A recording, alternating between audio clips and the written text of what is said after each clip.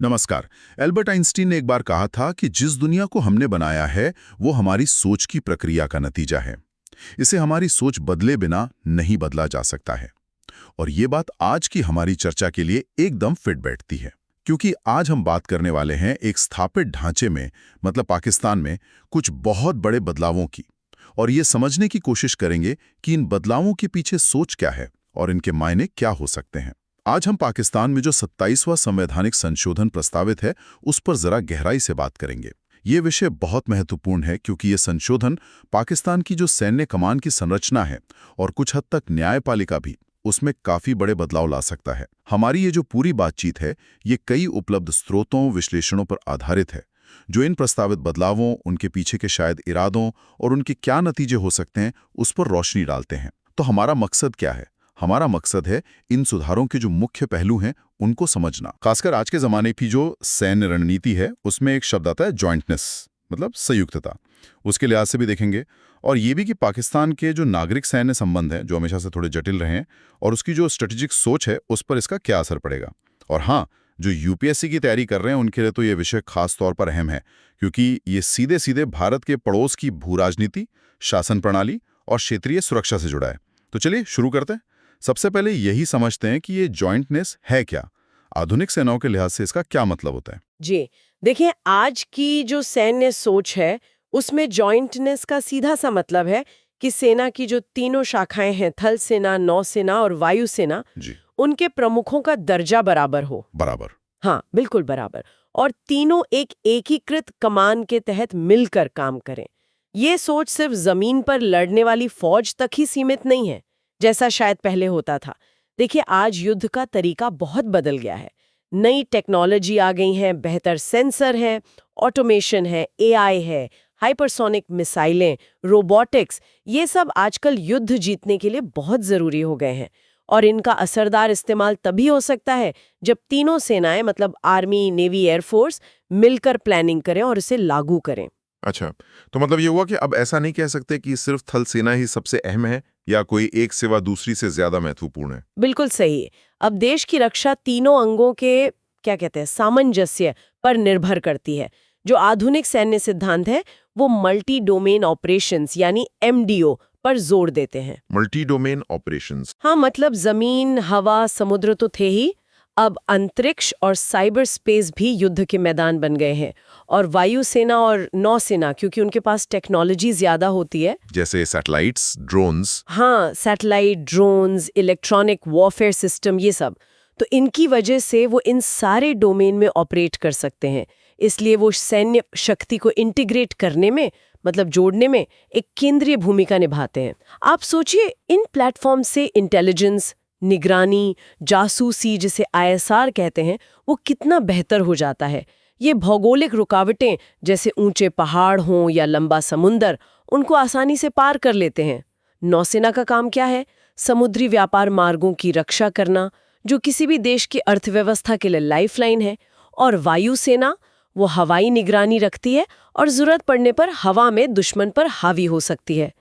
पहले थल सेना का दबदबा शायद इसलिए ज्यादा था क्योंकि फोकस जमीनी सीमाओं पर रहता था ज्यादातर। समझ गया, बिल्कुल साफ हो गया। अच्छा, तो अब आते हैं पाकिस्तान के इस प्रस्तावित 27वें संवैधानिक संशोधन पर।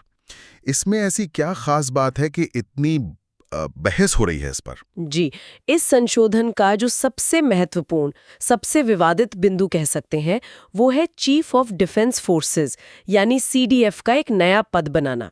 ये पद, जो मौजूदा chairman joint chiefs of staff committee या सीजेएससीएससी हैं, उनकी जगह लेगा। और इसमें नया क्या है? मतलब सिर्फ नाम ही तो बदला है या कुछ और भी है? नहीं नहीं, सिर्फ नाम का बदलाव नहीं है, यहीं पर असल पेंच है।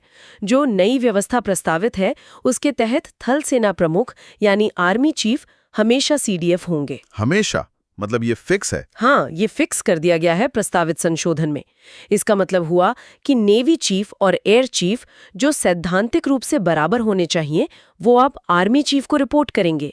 ये जो आधुनिक जॉइंटनेस की हमने बात की, जिसमें सब बराबर हो, ये उसके एकदम उलट है। हाँ, ये तो बिल्कुल उल्टा लग रहा है। जी, आमतौर पर सीडीएफ का पद या तो रोटेशन से मिलता है या फिर तीनों प्रमुखों में से जो सबसे सीनियर और योग्य हो उसे दिया जाता है। और रुकिए, बात यहीं खत्म नहीं होती। ये संशोधन जो 5 स्टार रैंक हैं, जैसे आर्मी में फील्ड मार्शल, एयरफोर्स में मार्शल ऑफ द एयरफोर्स और नेवी में एडमिरल ऑफ द फ्लीट, ऐसे रैंक पाने वाले अधिकारियों को आजीवन संवैधानिक सुरक्षा भी देता है। आजीवन संवैधानिक सुरक्षा, इसका क्या मतलब हुआ? इसका मतलब है कि वो जिंदगी भर अपनी रैंक, अपनी वर्दी और उससे जुड़े जो भी विशेषाधिकार हैं वो सब बनाए रखेंगे, और उन्हें पद से हटाना वो सिर्फ संसद के जरिए महाभियोग जैसी एक बहुत ही जटिल प्रक्रिया से ही मुमकिन होगा। ये प्रावधान इतना महत्वपूर्ण क्यों हो जाता है अचानक? ये इसलिए महत्वपूर्ण है क्योंकि हमें याद रखना चाहिए कि पाकिस्तान के जो मौजूदा सेना प्रमुख हैं जनरल आसिम मुनीर, उन्हें मई 2025 में फील्ड मार्शल का मानद आजीवन रैंक दिया गया था। अच्छा, तो अगर ये संशोधन पास हो जाता है तो इसका सीधा मतलब होगा कि वो संवैधानिक तौर पर सेना के शिखर पर स्थापित हो जाएंगे। तीनों सेनाएं उनके अधीन होंगी, परमाणु कमान से जुड़े फैसलों और नियुक्तियों में उनकी भूमिका निर्णायक होगी, और ये सब एक संवैधानिक कवच के साथ होगा। जाहिर है, जैसा आपने कहा भी, इस पर तो पाकिस्तान में काफी प्रतिक्रिया हुई होगी, लोकतंत्र को लेकर चिंताएं जरूर उठी होंगी। हाँ बिल्कुल, बहुत सी राजनीतिक पार्टियां हैं, कानूनी जानकार हैं, मानवाधिकार्यकर्ता हैं, उन सब ने लोकतंत्र के और सिकुड़ने पर गहरी चिंता जताई है। उनका मानना है कि इस कदम से जनरल मुनीर देश के शायद इतिहास के सबसे शक्तिशाली सैन्य नेताओं में से एक बन गए हैं, जिनका प्रभाव और नियंत्रण चुनी हुई नागरिक सरकार से कहीं ज्यादा है। हाँ, मैंने भी पढ़ा है। कुछ लोग उन्हें डी फैक्टो लीडर, मतलब असल शासक भी कह रहे हैं। जी हाँ, ये शब्द काफी इस्तेमाल हो रहा है।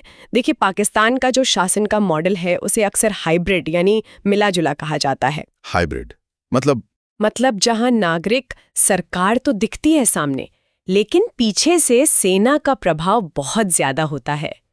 तो इस संदर्भ में जनरल मुनीर को पर्दे के पीछे का असली नेता माना जा रहा है, और जो प्रधानमंत्री शहबाज शरीफ की सरकार है उसे कई विश्लेषक सिर्फ एक औपचारिक चेहरा या कह लीजिए कठपुतली शासन की तरह देख रहे हैं। लेकिन ये डी फैक्टो वाली बात, मतलब असल ताकत सेना के पास होना, ये तो पाकिस्तान के इतिहास में कोई नई बात नहीं है, है ना? वो कहावत भी तो है, देश के साथ सेना नहीं बल्कि सेना के साथ देश है। इसका थोड़ा संदर्भ बताएंगे? जी, ये कहावत पाकिस्तान की राजनीतिक सच्चाई को बहुत अच्छे से बताती है। आप देखिए, 1947 में बनने के बाद से पाकिस्तान करीब 33 साल तो सीधे सीधे फौजी तानाशाही में रहा है। 33 साल, काफी लंबा समय है। हाँ, 1958 से 71, फिर 77 से 88 और फिर 1999 से 2008 तक। और जब सेना सीधे सत्ता में नहीं भी रही, तब भी उसने 3 खास क्षेत्र हमेशा अपने कंट्रोल में रखे हैं। कौन से 3 क्षेत्र? एक तो परमाणु हथियार, दूसरा विदेश नीति, खासकर भारत, अफगानिस्तान, चीन और अमेरिका को लेकर, और तीसरा जाहिर है रक्षा से जुड़े सारे मामले। वहां सेना का नागरिक सरकार के अधीन काम करना एक तरह से अपवाद ही रहा है, नियम नहीं। तो मतलब सेना का ये जो जबरदस्त प्रभाव है, ये सिर्फ सियासत और सुरक्षा तक ही नहीं है, इसका एक आर्थिक पहलू भी है, जिसके बारे में आयशा सिद्दीका की किताब मिलिट्री इंक में काफी जिक्र है। हाँ, वो बहुत ही महत्वपूर्ण पहलू है। पाकिस्तानी सेना का देश की अर्थव्यवस्था पर भी जबरदस्त दबदबा है। आयशा सिद्दीका ने अपनी किताब में बहुत विस्तार से बताया है। उनके शोध के अनुसार सेना का देश की लगभग 12% जमीन पर नियंत्रण है। 12%? जी, और उसका भी 2/3 हिस्सा सीनियर अधिकारियों के पास है। और ये आर्थिक साम्राज्य सिर्फ जमीन तक ही सीमित नहीं है। सेना बहुत सारे कमर्शियल धंधों में है, सीमेंट बनाना, खाद बनाना, बैंकिंग, बड़े बड़े रियल एस्टेट प्रोजेक्ट्स, रिटेल का कारोबार, सब कुछ। ये सब अक्सर फौजी फाउंडेशन जैसी संस्थाओं या दूसरी फ्रंट कंपनियों के जरिए चलाया जाता है। इरफान हुसैन जैसे विश्लेषकों ने डिफेंस हाउसिंग अथॉरिटीज DHAs पर भी सवाल उठाए। कैसे वो प्रांतीय सरकारों से बहुत मामूली दरों पर जमीन लेती हैं, फिर अफसरों से एडवांस पैसा लेकर उसे डेवलप करती हैं, और फिर वही जमीन आम नागरिकों को कई गुना कीमत पर बेचती जाती हैं। क्या अंतर्राष्ट्रीय संस्थाएं भी इस तरफ इशारा करती हैं? कोई रिपोर्ट वगैरह है? हाँ बिल्कुल, United Nations Development Programme UNDP की एक रिपोर्ट है जो पाकिस्तानी सेना को देश के सबसे बड़े व्यावसायिक समूहों में से एक मानती है। रिपोर्ट कहती है कि सेना रियल एस्टेट में सबसे बड़ी डेवलपर और मैनेजर है, बड़े सरकारी प्रोजेक्ट्स के निर्माण में शामिल है, और तो और civil aviation authority, PIA, national health institute और बिजली, पानी, टेलीकॉम जैसी कई सरकारी एजेंसियों की निगरानी भी करती है। कई रिटायर्ड फौजी अफसरों को राजदूत जैसे बड़े पदों पर भी नियुक्त किया जाता रहा है, और हाल के सालों में तो कुछ पूर्व सैन्य प्रमुखों और उनके परिवारों की संपत्ति में अचानक बहुत ज्यादा बढ़ोतरी की खबरें भी आई हैं।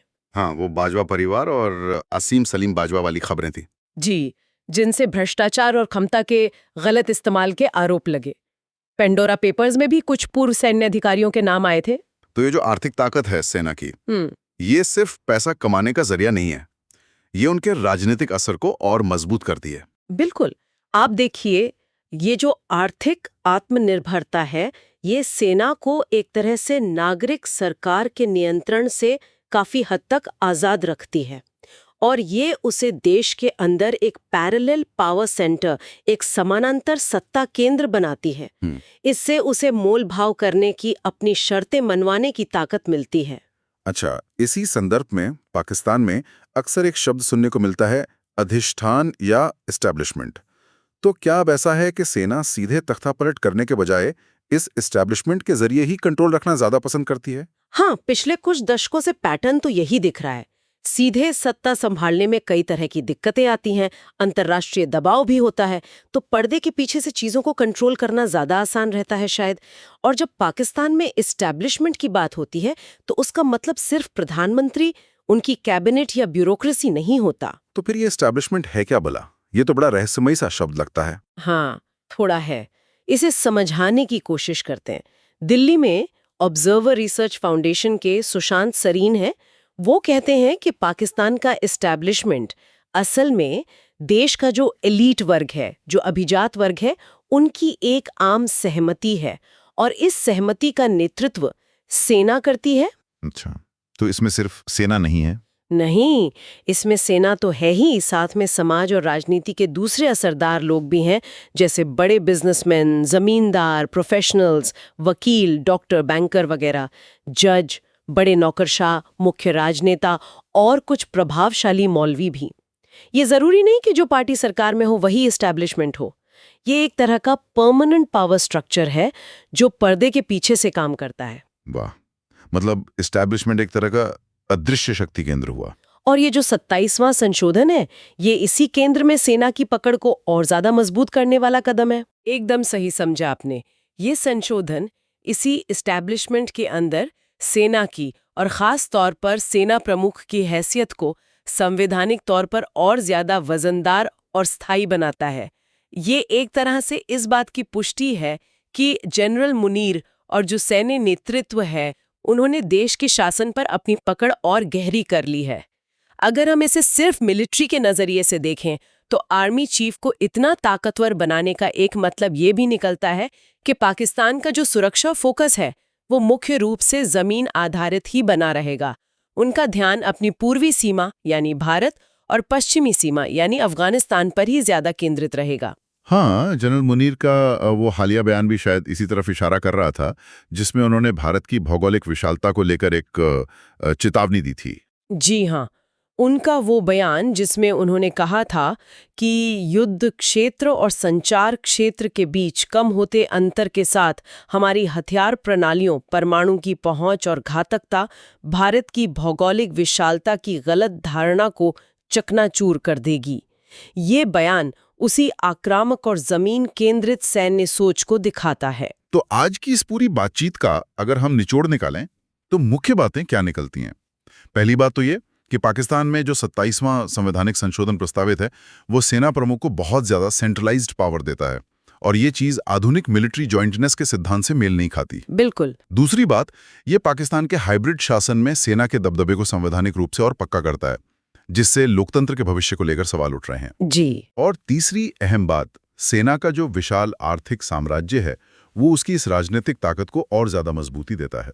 जो लोग यूपीएससी की तैयारी कर रहे हैं, उनके लिए यह समझना बहुत जरूरी है कि भारत के पड़ोस में गवर्नेंस कैसे बदल रही है, सिविल मिलिट्री संबंध कितने पेचीदा हैं और इन बदलावों का क्षेत्रीय सुरक्षा पर क्या असर पड़ सकता है। ये विश्लेषण शायद उन्हें इन मुद्दों पर अपनी समझ बनाने में मदद करेगा। और आम श्रोताओं के लिए भी मुझे लगता है ये जानना महत्वपूर्ण है कि पाकिस्तान की अंदरूनी राजनीति किस तरफ जा रही है। और हाँ, जाते जाते एक सवाल हम सबके सोचने के लिए छोड़ जाते हैं कि मिलिट्री पावर का इस तरह एक जगह केंद्रित होना और उसे संवैधानिक सुरक्षा देना लंबे समय में खुद पाकिस्तान की आंतरिक स्थिरता के लिए कैसा रहेगा? क्या ऐसे देश ज्यादा स्थिर होगा या फिर अंदरूनी तनाव और बाहरी दुनिया के साथ उसके रिश्ते और ज्यादा उलझेंगे? क्या ये पाकिस्तान की लोकतंत्र के भविष्य के लिए कोई अच्छा संकेत है? ये सोचने वाली बात है। बिल्कुल। तो आज की चर्चा को यहीं विराम देते हैं। उम्मीद है इस विश्लेषण से आपको इस काफी जटिल मुद्दे को समझने में कुछ मदद मिली होगी, यूपीएससी एस्पिरेंट्स के लिए खास तौर पे। अगर आपके कोई और सवाल या विचार हैं तो नीचे कमेंट्स में जरूर लिखें, और इस तरह के और भी गहन विश्लेषणों के लिए हमें लाइक और सब्सक्राइब करना ना भूलें। धन्यवाद।